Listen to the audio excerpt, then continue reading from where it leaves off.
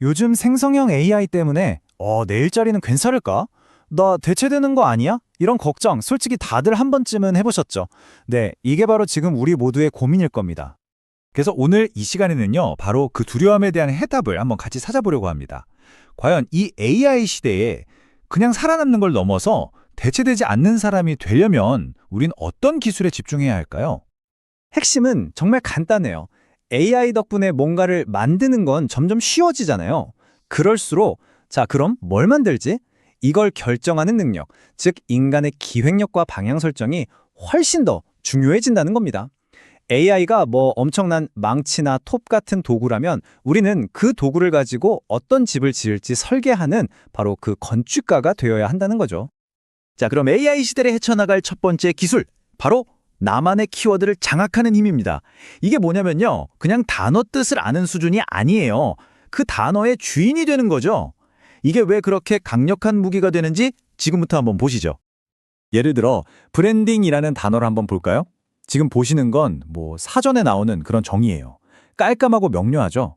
근데 여기엔 여러분의 생각, 여러분만의 관점은 하나도 들어가 있지 않아요. 그쵸? 그런데 진짜 전문가는 달라요. 여기에 자기만의 정의를 딱 내놓습니다. 수많은 경험과 고민, 철학을 녹여낸 나에게 브랜딩이란 이런 것이다 하는 정의요. 바로 이 지점에서 누구도 따라할 수 없는 대체 불가능한 관점이 생겨나는 겁니다. 이게 바로 진짜 전문성의 출발점이에요. 어떤 기획자 한 분이 이런 경험을 했대요. 상사가 그러더랍니다. 당신, 생산이 뭔지 정의도 못 내리면서 그 단어를 쓰면 안 되지! 와, 좀 세죠? 근데 이유가 있어요. 기획자가 쓰는 애매한 단어 하나가 팀 전체를 그냥 혼란에 빠뜨릴 수 있거든요. 그러니까 명확한 언어라는 건 단순한 기술이 아니라 팀의 방향을 이끄는 리더십 그 자체라는 말입니다. 자, 이렇게 나만의 명확한 언어를 갖게 됐다면 다음 단계는 뭘까요? 바로 그 언어를 무기 삼아서 아주 날카로운 질문을 던지는 겁니다. 두 번째 기술, AI에게 질질 끌려다니는 게 아니라 오히려 AI를 리드하는 강력한 질문 던지기입니다. 이 작업 방식을 한번 보세요. 이게 AI를 내 생각을 대신해주는 놈이 아니라 내 직감을 검증해주는 최고의 파트너로 만드는 방법이에요. 시작은 항상 인간의 가설, 그 감에서부터 출발하는 거예요. 이거 왠지 될 것 같은데? 하는 그 느낌이요.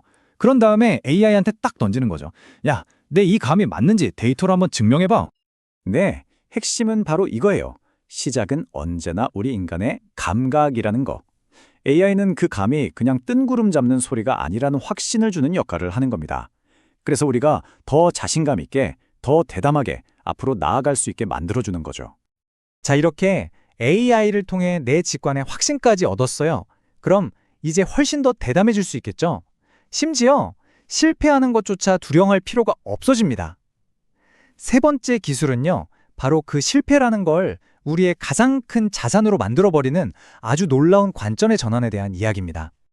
이런 거 취소선 그어진 거 보면 어떤 생각 드세요? 보통 이거 틀렸네, 지워야지, 이건 잊어버리고 싶은 흑역사야, 이렇게 생각하기 쉽잖아요. 하지만 여기서 관점을 딱 한번 바꿔보는 거예요. 이건 지워야 할 실수가 아닙니다. 오히려 당신의 아이디어가 이 자리까지 어떻게 걸어왔는지를 보여주는 아주 소중한 기록, 바로 과정선이라고 부르는 겁니다. 이 과정선이라는 말이 어디서 왔냐면요, 옛날 항해사들이 쓰던 지도에서 영감을 얻었대요. 그들은 최종 목적지만큼이나 그곳까지 가기 위해 항로를 수없이 수정했던 그 모든 여정을 중요하게 생각해서 틀린 경로를 지우지 않고 그대로 남겨뒀다는 거죠. 와, 정말 멋지지 않나요?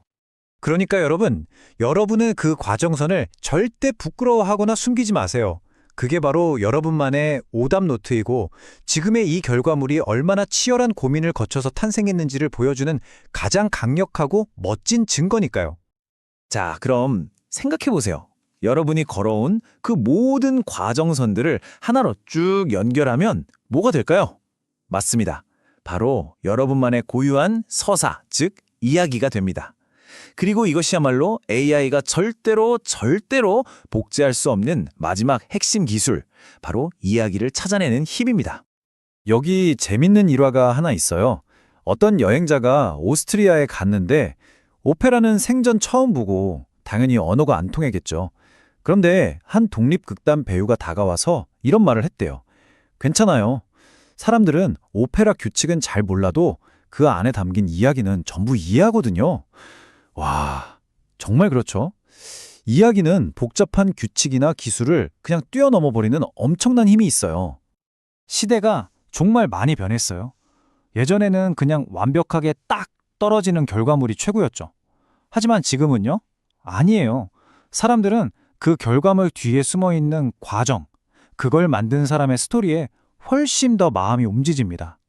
완벽함보다는 좀 서툴러도 인간적인 이야기에 열광하는 시대가 온 거죠. 그렇다면 도대체 어떤 이야기를 해야 할까요? 뭐 대단하고 화려한 기술이 필요한 게 아니에요.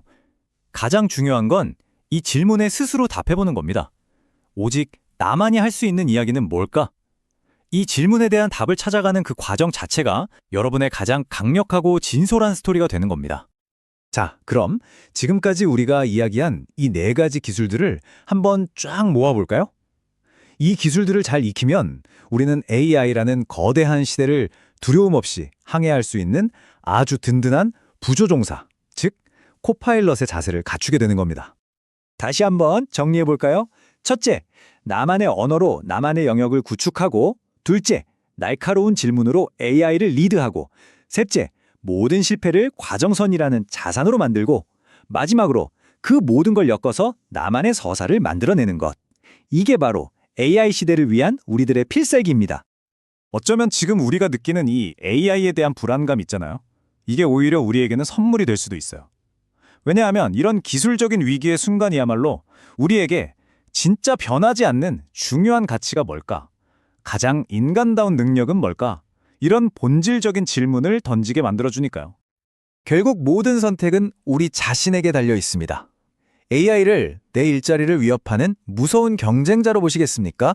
아니면 나의 가장 인간적인 부분을 더욱 빛나게 해줄 최고의 파트너, 나의 부조종사로 맞이하시겠습니까? 바로 이 질문에 대한 여러분 각자의 답이 우리의 미래를 결정하게 될 겁니다.